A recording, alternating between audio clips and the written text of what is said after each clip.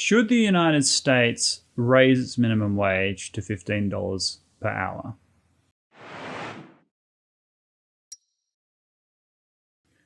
Hello, welcome to Dangerous Policy, a channel aimed at intelligent people wanting to discuss important issues facing life and society. My name is Crispin, and today I'm going to discuss the debate raging across the US right now, right across Republican and Democrat lines, whether or not the federal minimum wage should be raised to $15 an hour. Now, I'll start with the argument against first, and this really boils down to laissez-faire economics, that labor market is like any other market, that if there are enough people looking for a job, then that will naturally drive down wages. But if people are offering to hire people and they're not offering significant enough sums, then they're not going to get the attractive applicants necessary to fill those roles, and therefore they raise those wages to be more competitive, and thus not having minimum wage laws at all will drive an equilibrium point between those two, where there's a efficient distribution of resources between labor and employment, right? And that's basically an economic efficiency argument made by conservatives to say that we shouldn't be interfering, government shouldn't be interfering in setting the minimum wage because it leads to inefficiency, most notably higher levels of unemployment. If you have a mandated minimum wage,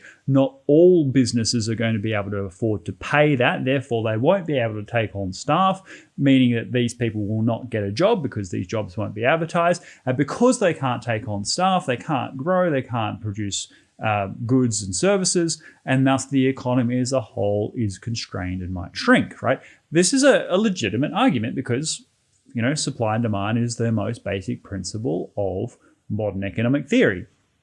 And so not having a minimum wage is a entirely possible benefit if the equilibrium of supply and demand works out and creates a great efficiency of the economy and distribution of resources. I disagree with this argument. And this is, I'm long culturally right. I believe in freedom of speech, democracy, sovereignty of the individual. I align with the right on all kinds of things, but I'm economically a bit left on this subject. And that's because in the real world, which is the benchmark by which conservatives should judge these things, minimum wage laws where they're introduced don't seem to cause much harm, and yet they do seem to produce various social goods. So, for example, Australia has a minimum wage vastly higher than that of the United States. It's around $20 Australian, which would be about $15 US. And we have exactly the same level of unemployment of the United States. Now, of course, many factors go into employment statistics and not just wage laws, but we have never seen in Australia minimum wages being incompatible with employment. We've never had periods of mass unemployment that can be attributed purely to wage laws. You could argue in Australia that industrial relations laws did contribute to unemployment, so the power of unions actually acting extremely aggressively, shutting down various forms of investment, business activity, huge strikes that occurred sort of in the 80s and 90s, really sent the country reeling in many respects. We had a massive recession in the early 90s that was in part attributable to uncontrolled wage growth attributed by unions. But this wasn't wage laws. These were the collectivization of labor that resulted in that, whereas the federal minimum wage law is effectively a safety net for every worker, irrespective of whether it's unionized labor or not. And thus, it's sort of a bit of a non sequitur in that respect. I think that the minimum wage laws in the United States should reflect what is the minimum allowable income to ensure someone can participate actively in their economy and their society. That if you pay people less than that, where they rely on food stamps or they have to take two jobs to survive, then you're creating a whole series of external ills.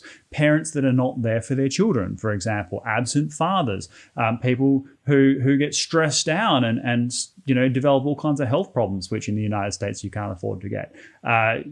people who become addicted to prescription drugs to cope with the enormous stresses of having to work endless hours just to pay the rent. These are things that are fundamentally harmful to the society, and it's often better to the society as a whole to accept that some small number of businesses will not be able to pay a certain wage and therefore will be constrained in order to prevent all of the other problems that come with paying people far too little. Another significant problem in the United States is the distribution of wealth. Now, a lot of free marketeers say, look, you shouldn't focus on distribution, you should focus on the overall pie. Well, yes, you should. I agree with that statement. In any liberal democracy, in any economy, you're going to have winners and losers. You're going to have an uneven distribution of wealth. But it's all a matter of degree. If you were to ask the average person on the street, how much do you think the top 10% of people have in the United States? And they'll say, maybe the 30% of the wealth. Okay, how about the bottom 50%?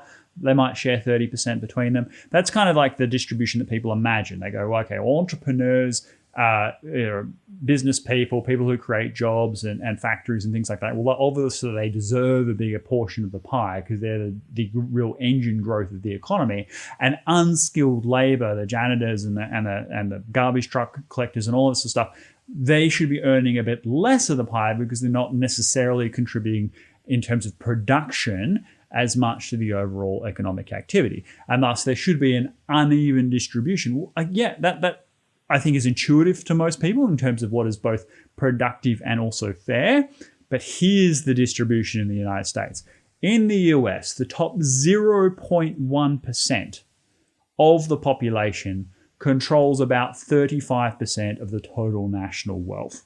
The bottom 80% of Americans, 240 million people, control just 7% between them. There is no logical argument to suggest that 0.1% is contributing 35% of American national productivity. What that distribution indicates is a broken system, and some corrective measures are needed, not to socialize the economy by any stretch, but to normalize that distribution on account of productivity. And one of the most obvious ways to do that is to raise people at the bottom. This is also critical for social cohesion.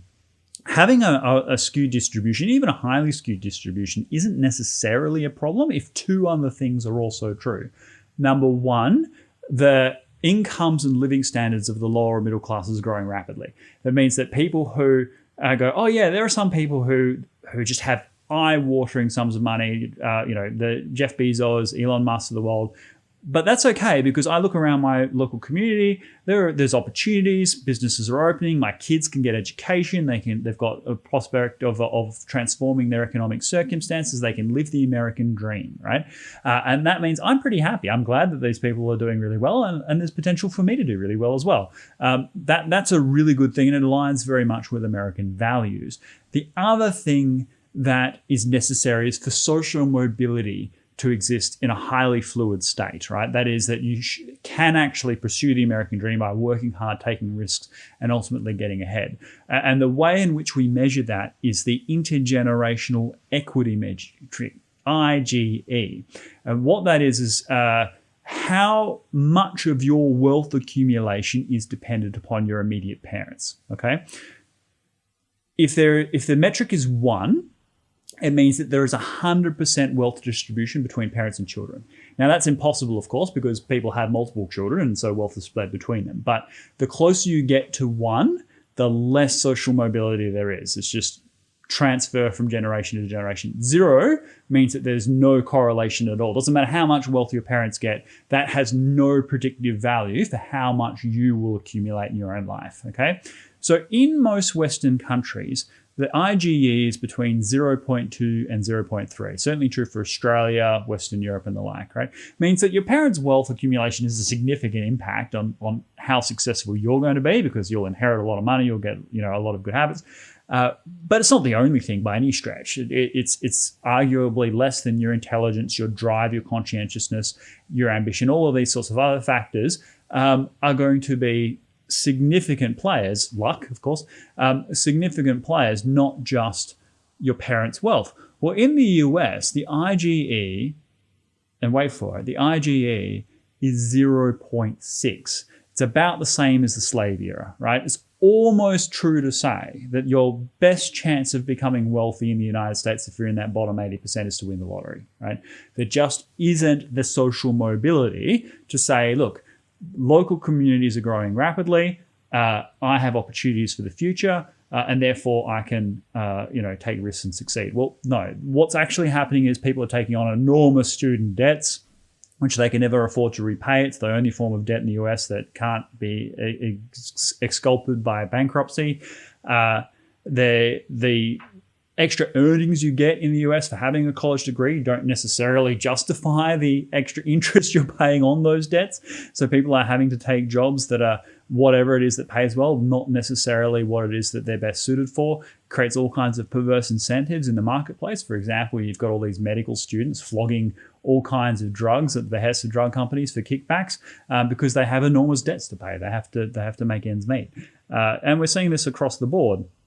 So to have a minimum wage that's $15 an hour isn't going to destroy all industry in the United States. That argument is just not borne out by the experience of other comparable countries around the world that have introduced minimum wage laws that create a living circumstance. Far from it. What it does is it creates a class of people who aren't working impoverished, who actually have a consumable, dispersible income, and that income can then be used to buy goods and services. That drives economic growth and encourages people to open more businesses, which in turn drives up wages anyway. In other words, it could be a stimulating effect on the economy, not a constraint. Now, the only reason I say this is not some philosophical view. It's actually drawing inferences from what we see in the real world. And this is the difference between kind of a conservative view and a socialist view. Socialists will look at it, the kind of the utopia where there's an endless money tree and everybody is earning, $100 an hour and everyone's very nice to one another and we're doing all kinds of terrible things to achieve this beautiful omelet, right? Break as many eggs as possible. Well, the conservative view would say, look, let's look at history. Let's look at other countries. Let's look at what's actually the real lived experience and whether or not those policies are transferable. What I can say is for the vast majority of liberal democracies, market-driven economies, they have higher minimum wages than they have in the United States, and they don't have the same comparable social ills on the economy that the conservatives in the United States are warning about. So while I'm on the conservative side for a whole lot of things, I do think a strong conservative argument can be made for raising the minimum wage to $15 an hour in the United States. I would encourage everyone to get on board with that because it's socially undesirable to have people requiring food stamps and working 60 hours a week for $10 an hour. It's just not sustainable for a culture or society or for family life or for future generations. And if a small number of people lose jobs as a consequence of that, yes, that could happen, but the benefits we see in other parts of the world clearly outweigh those drawbacks. And thus, I fully support a minimum wage of $15 an hour, which is an amount that I think is fair, sustainable, reasonable for employers to pay, able for people to have a living wage in most parts of the United States. The one drawback to it is that taxation in the United States is varied wildly across the country. So we see in California, for example, high levels of income taxes by the state.